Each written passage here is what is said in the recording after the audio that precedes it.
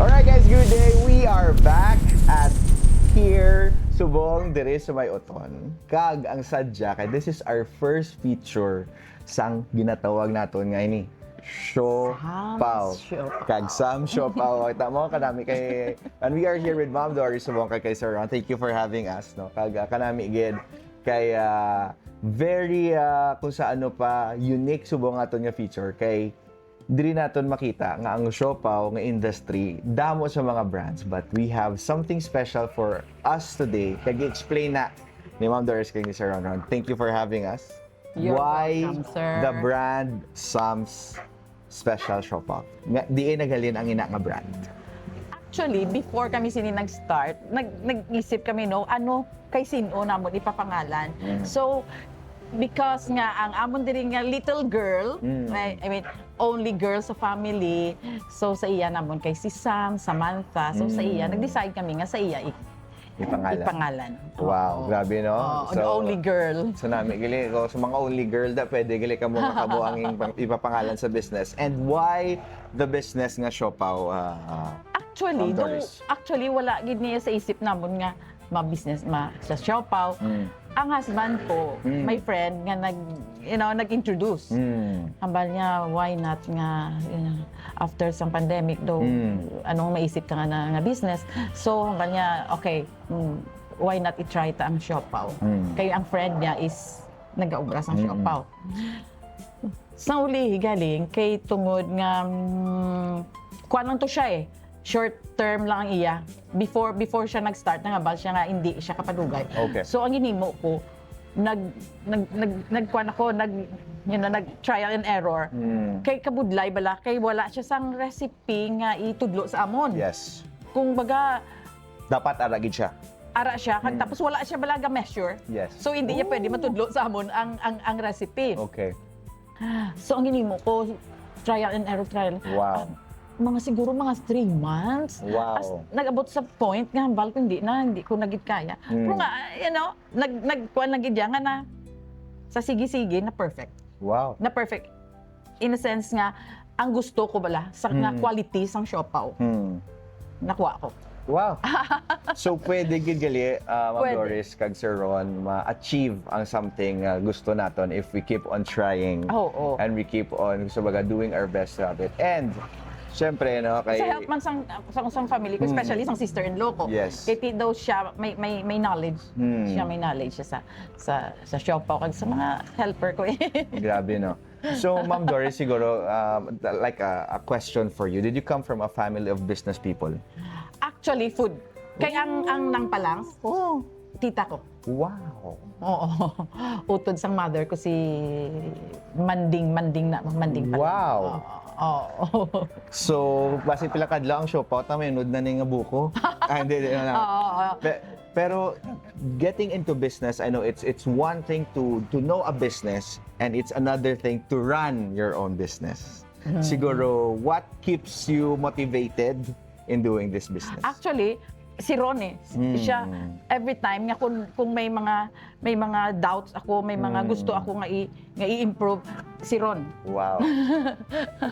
So sa imo Sir Ron, advice.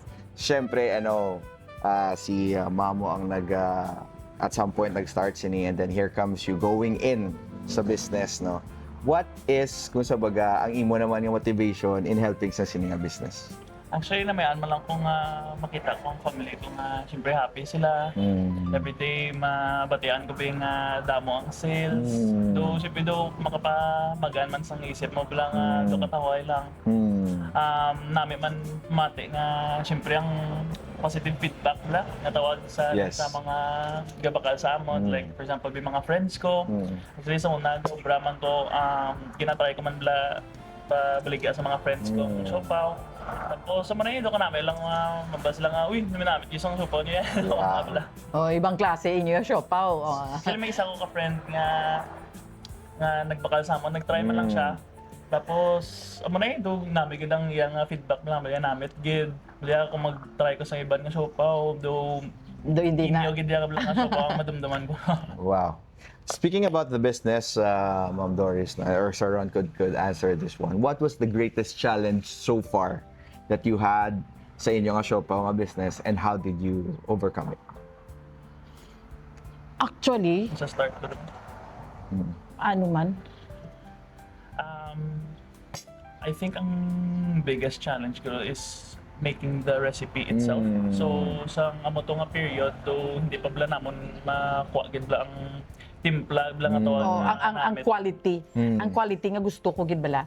So sige ko to the point nga bagay ni mamangod ko nga over ka na imo ya kay base maumay na naya ang mga tao sang kaon kay do gusto mo gid ya. Gusto mo gid ya bala nga do ma-perfect gid. Ti sige ko nga sige hasta ang mga actually ang bacon nga ginagamit ko is not an ordinary. Ang ginagamit ko is iyagis ang pure foods. Grabe, gin-reveal niyo. But Okay lang. But anyway, namin kayo na-overcome and lo and behold, ari na ni subong ang mga products diri sa aton. Pero before kayo do naginagutom na ko sa gina-explain yung inyong siopaw kay do managid ko sa pagtilaw sini. There will be people who will be watching this, no? Ma'am Doris and Sir Ron. Maybe they have a passion also for cooking, they have a passion also for making something, or maybe siopaw. Maybe they're not from the city, maybe they're from out of town and that. And maybe they wanted to start a business also. What is your advice for them? Mauna ta kay Sir Ron. Advice ko para sa mga young entrepreneurs is of course hindi sila magpati kung for example big na doubt sila. Wow. Usually actually yung mga doubt sa imong umpisa is mga tao mga close sa imo. Wow. So dapat masalig sa kaugalingon mo kung ano yung mga vision para sa imong business. Wow. Mo gana dapat i-prioritize mo sa self mo syempre para manakay sino man para manasimo, di ba? Wow. Ma'am Doris. Anything you want to advise for the next generation who wants to engage in entrepreneurship? Actually, ang ako niya, focus ka lang sa imo. Kung ano ang gusto mo, kung ano ang sa imo nga heart bala nga kinahanglan amo gid na yang like sini sa siopaw, ang focus ka lang kung ano gid ang gusto mo nga quality. Dira ka lang gid. Wow. So hindi ka mag-isip sa iban like iban nga mga kompetensya, you know, kay hindi mo man ma-avoid nga gina-compare eh. So hindi pwede nga ihambal ko nga mas namit niya amon kaysa sa kwan ha. So let ang customer nga mag Wow. And let the siopaw speak for itself. So speaking about siopaw, ari na. Let's start sa aton nga siopaw mukbang dire, no? So we'll start with this. What is this amo ni siopaw? siya ang special. Yeah, special. Actually pareho lang ni siya kwan eh. Ang feeling niya pareho lang. Buksan ko na. Like ini siya pork asado with egg, bacon and Chinese sausage. Wow. So what's special about this siopaw, Ma'am Doris and Sir Ron? Siyempre sa amon nga siopaw nag-prioritize kami sa quality nga tawag. Kay siyempre damo man sang siopaw in the market, Yes. pero gusto namon nga do unique lamon nga tawag. Ang mabago lang sa siopaw namon is quality git mga ingredients ginagamit namon. So Ma'am Doris, ikaw niyang Oo. Wow. Sa mo nga beauty ni Ma'am Doris, pwede gali nga maghimo ka sa siopaw na. Butang isang So this is again ang ano ni ganilwat, Ma'am? special. So amo yung pinaka-basic nyo nga siopaw gid. Actually, gari lang, ang size lang man eh. And this one is Amo man siya, special, special siya. man eh. And then the Super size lang. and the jumbo. Okay, so inidag ko lang gid. So na-intriga lang gid ko sa dako, no? We have to open it. Kay ba amo damo subong ga baligya mga iba nga siopaw, dako gid man. Oh, biskan pila ka mo kabilog magkaonan. Pwede na. Kasi nga ako nga bata mahilig sa siopaw. Really? Ako nga 3-year-old pero wala man siya ka-count sa unod. Pero base amo na ni. Kaya actually, may mga customers kami nga ang kabataan nila balag hambal nga tama. wala na sila gakaon sang siopaw. Yes. For the moment nga mag-try sang amon. Pero na ma'am siopaw. namin, ang donyo pa lang namin na. In fairness, ano na, ang ano na, tutod na nga comment. Thank you. Shout out sa mga galan, sa nga mga nag-ubra sini, no? Si Ma'am Dia.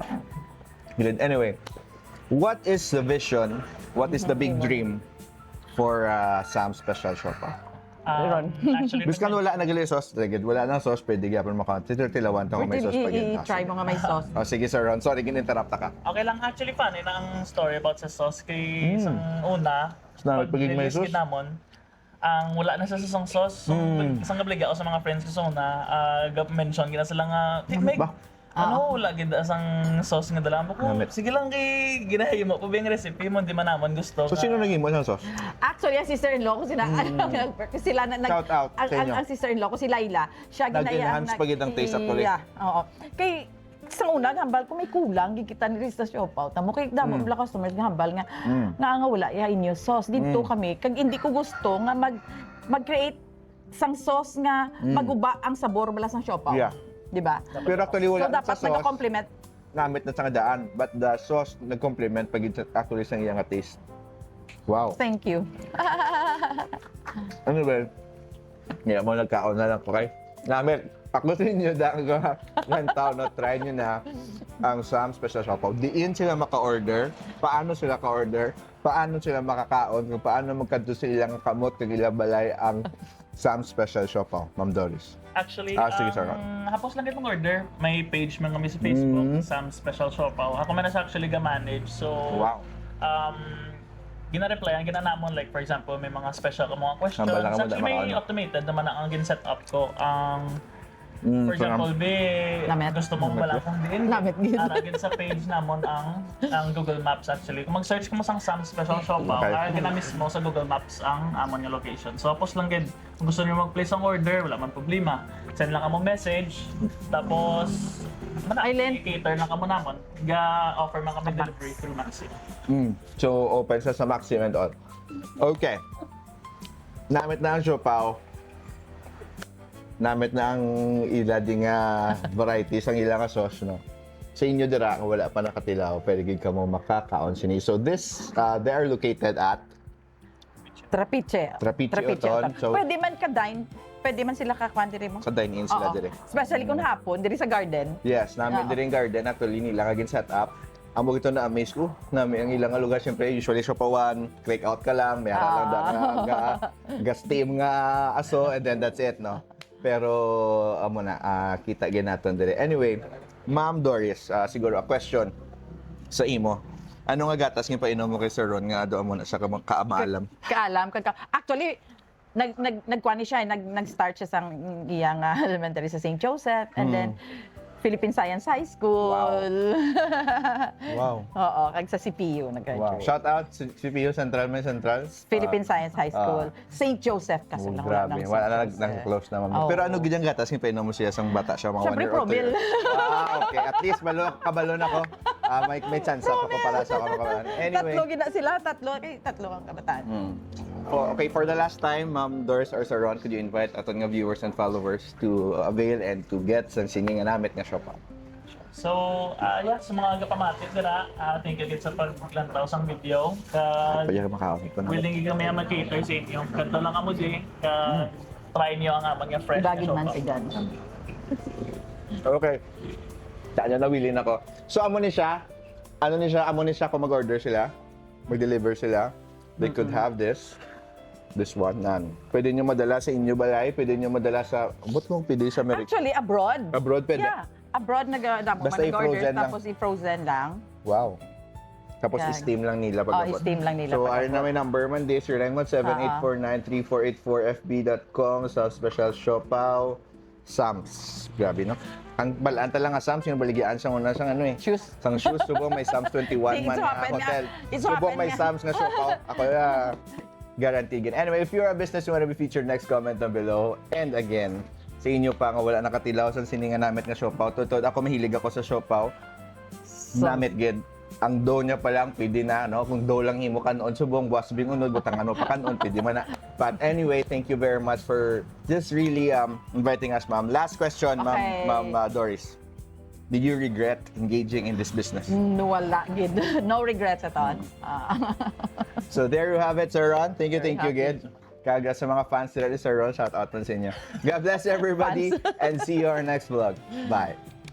Thank you. Wala, naubos ko sa bilong nga vlog.